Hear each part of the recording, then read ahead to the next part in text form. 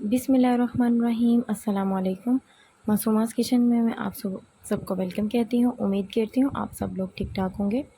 आज फ्रेंड्स मैंने अपने किचन में बनाई है दम पुख्त की रेसिपी। बहुत ज़्यादा आसान है, बहुत ज़्यादा टेस्टी, बिल्कुल कबायली तरीके से और बिल्कुल जो सा है वो पेशावरी तरीके से जो से है मैंने ये रेसिपी बनाई है।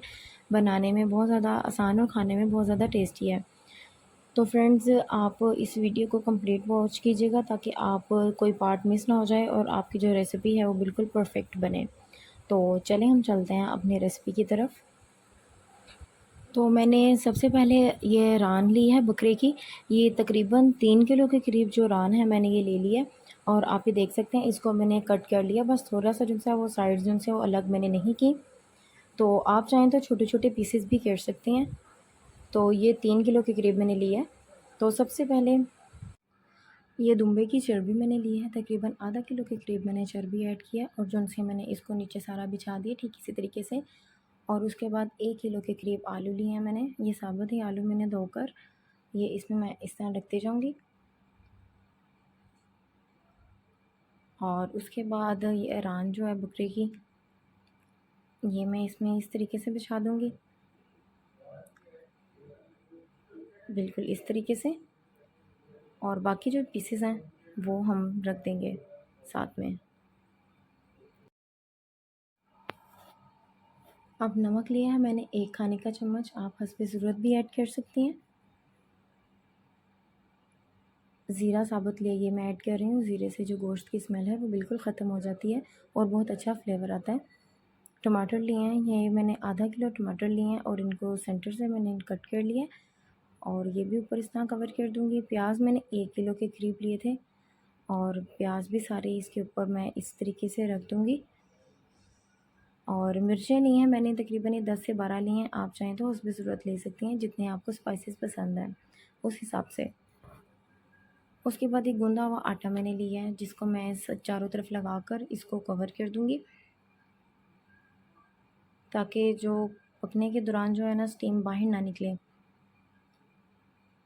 ये मैंने इसको लगा दिया है। अब उसके बाद लेमन का जो सा जूस है वो मैंने 1/3 कप लिया है, वो इसमें मैं ऐड कर रही हूँ।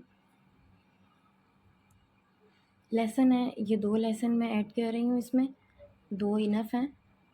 आप भी इसमें चाहें तो 1 ऐड कर लें, चाहे 2। अगर आप नहीं पसंद करते तो आप ना ऐड करें, लेकिन लहसुन से बहुत अच्छा जो सा वो फ्लेवर आता है।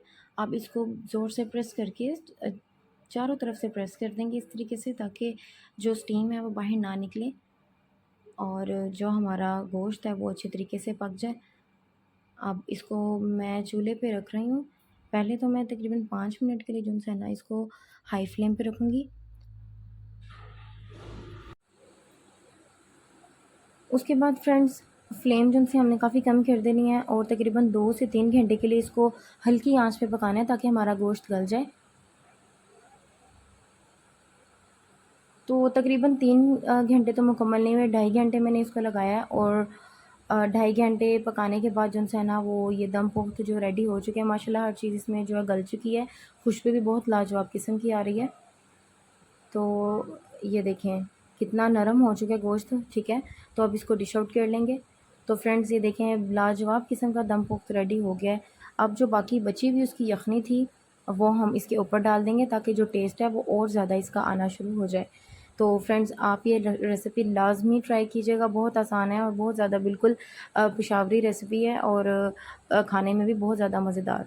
तो आप लाज़मी इसको ट्राई कीजिएगा। और फ्रेंड्स मेरी आपसे रिक्वेस्ट है कि अगर आपको वीडियो पसंद आए तो इसको लाइक करें, शेयर करें और अगर जो फ्रेंड्स चैनल पे बिल्कुल न्यू हैं उनसे मैं कहूँगी कि मेरे चैनल को सब्सक्राइब करना मत भूलें। और फ्रेंड्स दुआओं में याद रखिएगा। जज़ाकल्लाह, अल्लाह हाफ़िज़।